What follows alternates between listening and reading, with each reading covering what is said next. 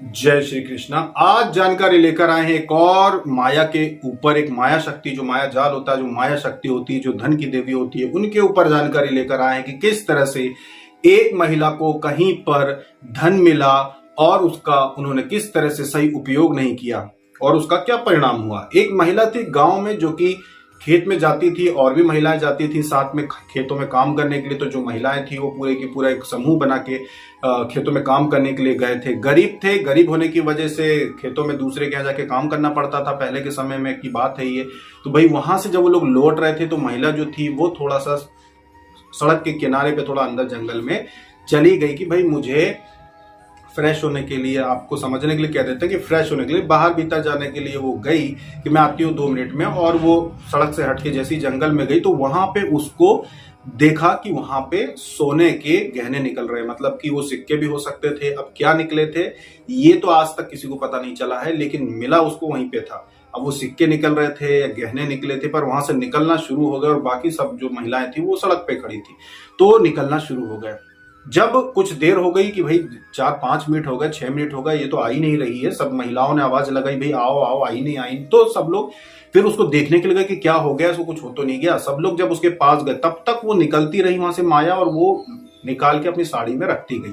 जैसे ही बहुत पास में वो लोग महिलाएं आ गई और उसने पलट के देखा कि रुक जा मैं आ रही हूँ, इतने में वो निकलना बंद हो गई, बाकी कुछ भी बाहर नहीं आया फिर। और जितना उसने रखा था उसने पोटली लेकर उठी तो जो महिला वहां गई थी उन्होंने देख लिया कि इसको कुछ मिला है।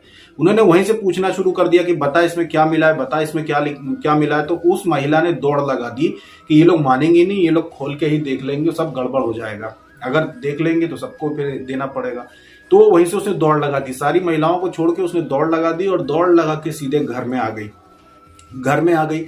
घर में आने के बाद ये हुआ कि पूरा हल्ला मच गया सभी जगह पे कि भाई उसको कुछ मिला, उसको कुछ मिला। उसने था तो धन लाके दबा दिया घर में, किसी को बताने का या दिखाने की कोशिश नहीं की। लोगों ने खूब पूछा लेकिन उसने बिल्कुल नहीं बताया, और लोग समझ गए थे कि इसको कुछ ना कुछ वहां से माया वगैरह मिली है, जो ये इतनी देर तक वहां पे रुक बैठी थी और जब उठी तो इसकी होली भरी हुई थी, तो कुछ ना कुछ उसको मिला है। तो फिर उन्होंने कुछ सालों के बाद, तुरंत तो खर्च नहीं की, कुछ सालों के बाद लमसम बहुत ज्यादा जमीनें उन्होंने खरीदी।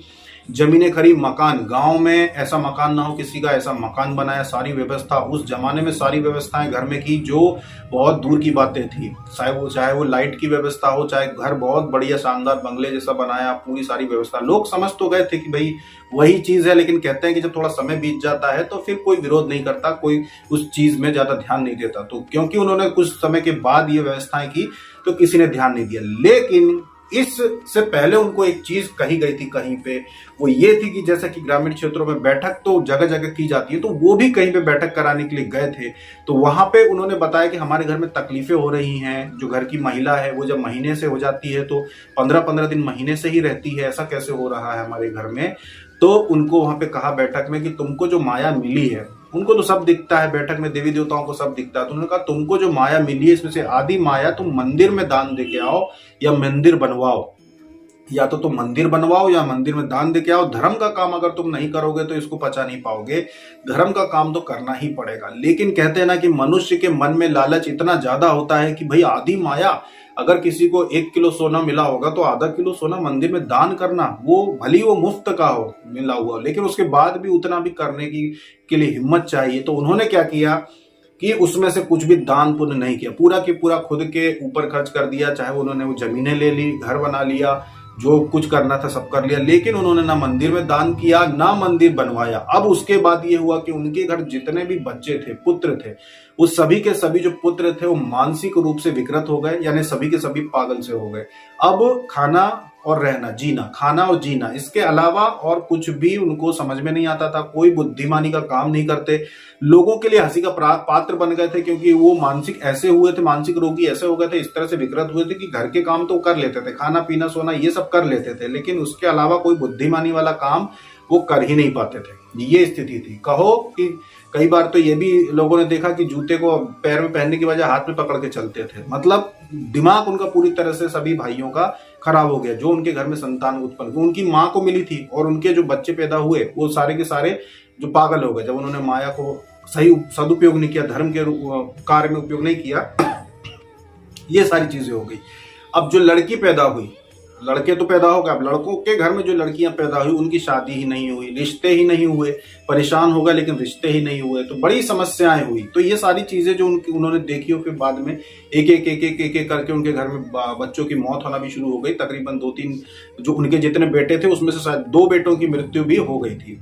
तो ये स्थिति हुई और उनकी भी जब मृत्यु हुई थी तो उनको खुद को तो ज्यादा तकलीफ नहीं हुई, बस यही था कि बस वो जब महीने से होती थी तो 15-15 दिन परेशान रहती थी, तो पूजा पाठ नहीं कर पाती थी, दूसरा कोई काम ज्यादा नहीं कर पाई वो। बाकी उनकी मृत्यु तो हो गई जैसे भी होनी थी, फिर बाद में 2 बेटे भी उनके मर गए थे।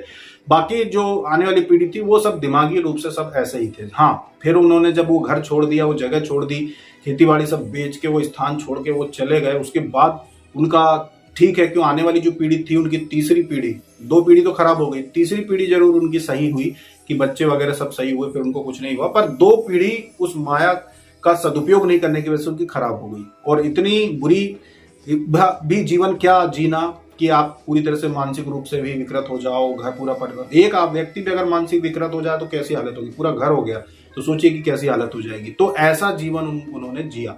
तो इससे क्या सीखने को मिला आपको कि सत्य घटना से क्या सीखने को मिलता है कि जब भी आपको कहीं से धन की प्राप्ति होती है, चाहे वो आपको कहीं से व्यापार में लाभ होता हो या कहीं से भी लाभ होता हो, तो उसका एक अंश, चाहे वो अंश 1% क्यों ना हो, अगर 1 लाख का आपको लाभ हुआ है तो 1000 रुपए आपको कम से कम किसी भी मंदिर में दान करना चाहिए। चाहे वो आप मंदिर निर्माण में दान करिए या मंदिर में कोई आप व्यवस्था में दान कर दीजिए, जैसे कि मंदिर में घंटे लगवा दीजिए या कोई व्यवस्था वहां पे कमी हो किसी चीज की, पंखा लाइट मंदिर में अगर लगवाना हो तो कोई भी ऐसी चीज में आप खर्च कर दीजिए। या जल की जो प्याऊ की व्यवस्था होती है, आप वहां पे वाटर फिल्टर लगवा दीजिए, तो जो सस्ते में आते हो आसानी से आप लगा सकते हो, जिसमें ज्यादा खर्चे ना आते हो सुधरवाने वगैरह के, और चलते रहते हैं जो स्टील के चलते हैं ना, जगह जगह लगे रहते हैं, वो बहुत आसानी से बहुत लंबे समय तक चलते हैं। तो ऐसी व्यवस्था आप लोगों को करना चाहिए। जब भी धन का लाभ हो तो समझ जाइए कि ये माया आई है घर में, आपके एक प्रकार से धन लाभ हुआ है, तो उसका सदुपयोग करना ही चाहिए। जब आप सदुपयोग करते हैं तो जो बचा हुआ धनराशि रहती है आपकी, वो आपकी स्थायी रूप से आप उसका उपयोग कर सकते हैं। वो पूर्ति है आपको कि अगर आपको 1 लाख का कहीं से लाभ हुआ और 1000 आपने पुण्य के काम में खर्च कर दिए हैं, तो पुण्य का काम का मतलब समझना, आपकी पुण्य का काम का मतलब ये नहीं होता कि आपने 1% दान कर दिया किसी व्यक्ति को कि भाई ये हमारे गुरु हैं तो इनको हमने दान कर दिया, वो पुण्य में नहीं गिना जाता। पुण्य में गिना जाएगा तब जब आप उसको मंदिर में खर्च करेंगे। जब धन लाभ होता है तो मंदिर में खर्च कीजिए, किसी भी मंदिर में जाके। अच्छा, मंदिर कथावाचकों वाले मंदिर नहीं, करोड़ों के आश्रम बनाने वाले मंदिरों की बात नहीं कर रहे हैं। जो साधारण मंदिर आपके शहर में हो, साधारण मंदिर हो, वहां पे जाके खर्च कीजिएगा तो उसका सदुपयोग हो जाएगा। अगर कथावाचकों को देंगे तो एसी लगेंगे उनके घरों में, तो इसलिए कहाँ पे खर्च करना चाहिए? मंदिरों में। साधारण से मंदिरों में आप जाके दान करते हैं तो वो जो बचा हुआ धन जो आप उपयोग कर रहे हैं वो आपको बहुत ज्यादा लाभ देता है, वो स्थायी संपत्ति बनाने में आपका लाभ देता है, वो पुरता है आपको। तो इसीलिए इस बात को समझे कि किसी को बहुत ज्यादा करोड़ों का लाभ होता हो चाहे थोड़ा सा लाभ होता हो, 1% जो है वो किसी मंदिर में आपको खर्च करना चाहिए, तो वो आपको बहुत लाभ देगा। तो ये जो घटना थी माया की से संबंधित जो हमने आपको बताई, ये एक दूसरी घटना थी। इसके पहले एक और घटना हमने आपको सुनाई थी माया की, जिसमें बच्चों के ऊपर असर हुआ था। यहाँ पे भी बच्चों के ऊपर असर हुआ था, क्योंकि यहाँ पे भी जो उन्होंने खर्च किया था वो धर्म के कारण में खर्च नहीं किया था, स्वयं के ऊपर खर्च किया था, इस वजह से उनके साथ ये सारी घटनाएं हुई। ऐसी और भी रोचक जो सत्य घटनाएं हुई हैं उनको लेकर आते रहेंगे और आपको ये बात समझाते रहेंगे कि अपनी कमाई का कुछ अंश धर्म परोपकार के काम में भी खर्च करना चाहिए, तो आपके घर में लक्ष्मी का स्थायी वास होता है। जो भी व्यक्ति धर्म परोपकार में अपना धन खर्च करता है, स्थायी लक्ष्मी का वास उसके घर में जरूर होता है और उसके सभी और से विकास होता है। तो ये थी जानकारी एक और सत्य घटना के ऊपर। अभी तक के लिए इतना ही। जय श्री कृष्णा।